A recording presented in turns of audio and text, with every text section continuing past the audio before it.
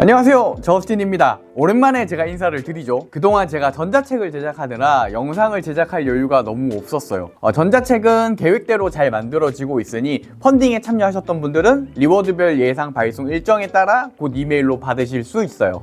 펀딩을 놓치신 분들도 펀딩에 참여하셨던 분들에 대한 발송이 모두 끝난 후에 별도로 구매를 할 수 있는 페이지를 제작할 예정이니 이후 안내되는 링크를 참고하시면은 제 전자책을 꼭 만나보실 수 있을 거예요. 제 소식 공유는 여기까지. 공간대여 사업에 대한 이야기를 본격적으로 시작하도록 할게요. 공간대여를 창업하시는 분들이 가장 크게 부담을 느끼는 비용은 역시 인테리어 비용일 겁니다. 여러분들은 공간대여 사업을 시작하실 때 인테리어 비용을 어느 정도 투자하실 생각이 있으신가요? 이미 공간을 만들었다면 어느 정도 비용이 투자되셨나요? 저는 저와 비슷한 공간 규모로 공간 대여 사업을 하시는 분들을 가끔 만나 이야기를 하다 보면 매출은 저와 비슷한데 인테리어 비용은 저보다 많게는 2배씩 사용하신 분들을 어렵지 않게 만날 수 있는 것 같아요. 그런데 초기 창업 비용이 적게 드는 것이 공간 대여 사업의 매력인데 그렇게 비용을 많이 쓸 이유가 사실은 없어요. 비용을 많이 투자하는 만큼 수익을 늘릴 수 있다면 그게 맞겠지만 대부분의 공간 대여 사업은 공간의 크기를 벗어나는 수익을 기대하기는 어렵죠. 그래서 매출의 상한선이 공간의 크기에 따라서 어느 정도는 정해져 있다고 보는 게 맞는 것 같아요. 그리고 그 얘기는 비용을 무조건 늘린다고 더 좋은 업체를 무조건 선정한다고 수익이 무한대로 늘어날 수 있는 게 아니라는 것을 의미하죠. 그래서 저는 30평 이하의 공간 사업을 계획하시는 분들이라면 굳이 인테리어 업체에게 모든 공사를 맡기기보다는 반셀프 인테리어를 공부하셔서 진행하시는 것을 더욱 추천드려요. 제 경험상 비용을 최소 30%는 줄일 수 있었던 것 같아요.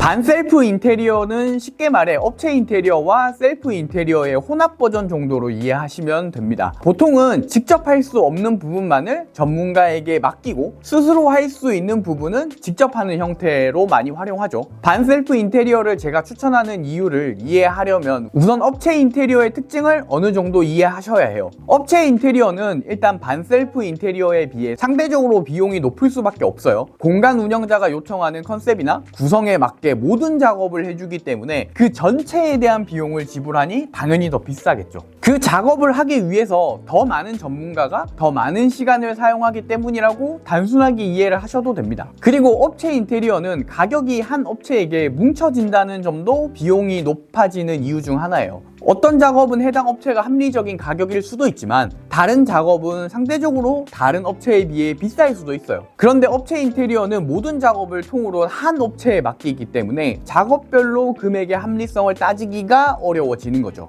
하지만 비싼 거 말고는 사실 다 장점이에요. 한 업체가 하기 때문에 컨셉의 통일성도 잘 맞추고 작업의 순서나 공간에 필요한 설비들을 체계적으로 운영하기 때문에 공사 기간도 훨씬 짧게 좋은 결과물을 만들 수 있는 편이죠. 특히 운영자가 직접 투입해야 되는 시간이 적다는 점 때문에 부업으로 공간 대여 사업을 하시는 분들이 가장 선호하는 방법 중 하나인 것 같아요. 근데 냉정하게 생각해서 우리가 그렇게 대단한 공간을 만들어야 할 필요가 있을까요? 공간 대여 사업은 타겟의 목적에 맞는 수준의 인테리어만 하면 충분해요. 스튜디오는 촬영존에 해당하는 부분만 잘 만들면 되고 파티룸은 지인들과 놀 수 있는 수준의 공간만 만들면 되는 것이지 우리가 어디 인테리어 경진대회에 나가는 그런 건 아니잖아요? 그래서 업체 인테리어에서 퀄리티는 조금 낮추면서 비용은 확실히 세이브할 수 있는 방법으로 반셀프 인테리어를 제가 추천하는 거예요. 자, 그럼 어떻게 비용을 세이브하는지 반셀프 인테리어를 하는 순서를 알려드리도록 할게요.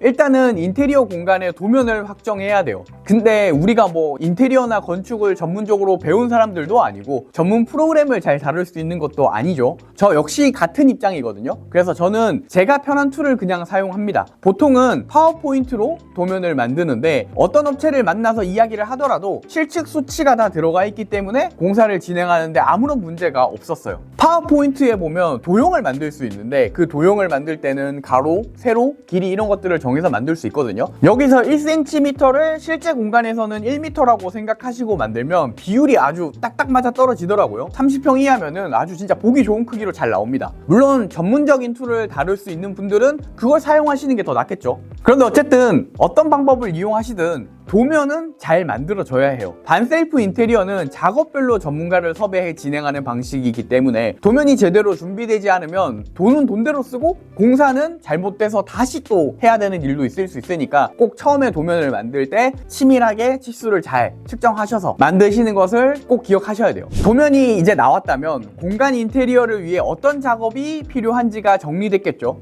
이제 그 전체 작업 중에서 내가 직접 할 수 있는 작업과 직접 할 수 없는 작업을 구분하는 과정을 거쳐야 돼요. 아무리 내가 시간이 되고 의욕이 막 넘친다고 하더라도 장비가 없으면은 할 수 없는 작업들이 많아요. 대표적인 것들이 목공, 샤시, 냉난방 설치, 전기 배선 작업 뭐 이런 것들이 있겠죠. 이런 작업들은 전문 자격증을 가지고 있거나 고가의 장비를 가지고 있어야 가능한 작업이라서 저는 직접 할 수 없는 작업들로 분류를 합니다. 반대로 몇 가지 장비만 구매하면 직접 할 수 있는 작업들도 구분해야죠. 그래서 이 부분은 각자의 상황에 따라서 판단하시면 좋을 것 같아요. 저는 보통 천장에 레일을 다는 천장 레일 작업, 그리고 페인트를 하는 도장 작업, 수도 중에서도 단순히 뭔가 제가 구매해서 조이고 연결할 수 있는 정도의 수도 작업, 그리고 단순히 조립만 하면 되는 가구를 포함한 그런 작업들은 제가 직접 할 수 있는 작업들로 분류를 하죠. 물론 반셀프니까 가구, 소품, 조명 이런 것들을 선택하고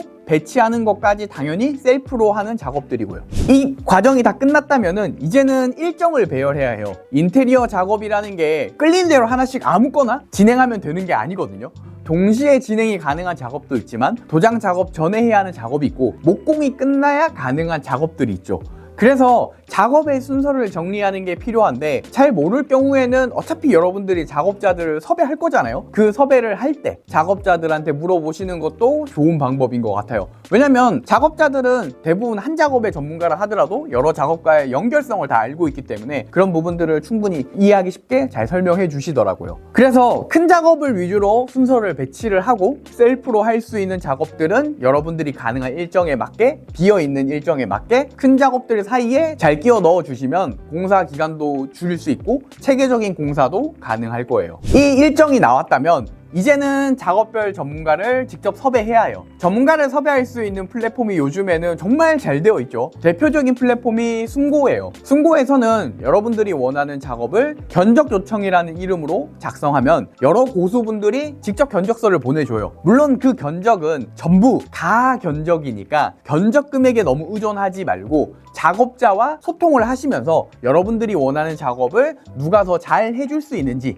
누가 더 책임감 있게 성실하게 작업할 수 있는지를 선별하셔야 해요. 숨고 외에도 다양한 플랫폼들이 있으니까 여러 가지 플랫폼을 직접 써보시면서 자신에게 맞는 플랫폼을 위주로 자주 사용하시면 좋을 것 같아요. 저는 뭐 이제는 거의 숨고만 사용하는 것 같고요. 그리고 공사를 사실 여러 번 하다 보니까 자주 하시는 작업자분들이 생겨서 작업자분들의 수수료 문제도 있고 하니 그냥 직접 연락을 드려서 작업을 추가로 진행하거나 새로운 작업을 직접 의뢰하고 견적서를 받는 경우가 더 많은 것 같아요. 그리고 반셀프 인테리어에서 가장 중요한 핵심은 작업 책임자가 여러분 자신이라는 거예요. 업체 인테리어는 업체 담당자가 지정되고 그 담당자가 직접 전체 관리를 하면서 감독도 하고 도면과 차이는 없는지 공사가 허술하게 진행되고 있는 건 없는지 등을 확인한 역할을 해주죠. 하지만 반셀프 인테리어는 우리가 책임자입니다. 비용이 저렴한 만큼 내가 잘 관리 감독해야 더 좋은 공간의 퀄리티가 나온다고 생각을 하셔야 돼요. 공사가 일정에 맞게 제대로 되고 있는지, 도면과 다른 것은 없는지 꼭 본인이 스스로 꼼꼼히 살펴보는 노력을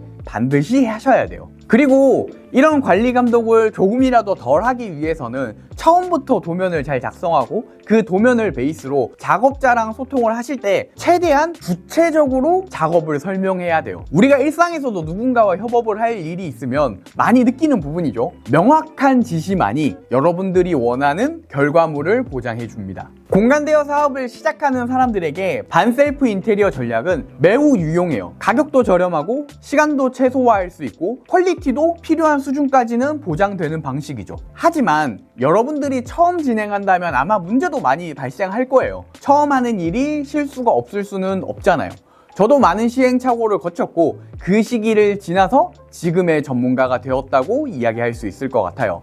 그래서 제가 직접 겪었던 수많은 실수들, 그리고 더 많은 반셀프 인테리어의 노하우들을 제 전자책에 많이 적어놨어요. 그래서 이 영상 보시고 전자책도 꼼꼼히 읽어보신다면 아마 여러분들에게 많은 도움이 될 수 있을 겁니다. 제가 겪은 시행착오를 여러분들도 굳이 겪을 필요는 없기 때문에 저의 실수를 발판으로 여러분들은 더욱 저렴하게 더 좋은 공간을 만들 수 있기를 바랍니다. 우리 모두가 나의 일을 시도할 수 있기를 응원합니다. 오늘 영상이 도움이 되셨다면 좋아요와 구독, 알림 설정까지 부탁드리며 Justin do it, we do it. 안녕.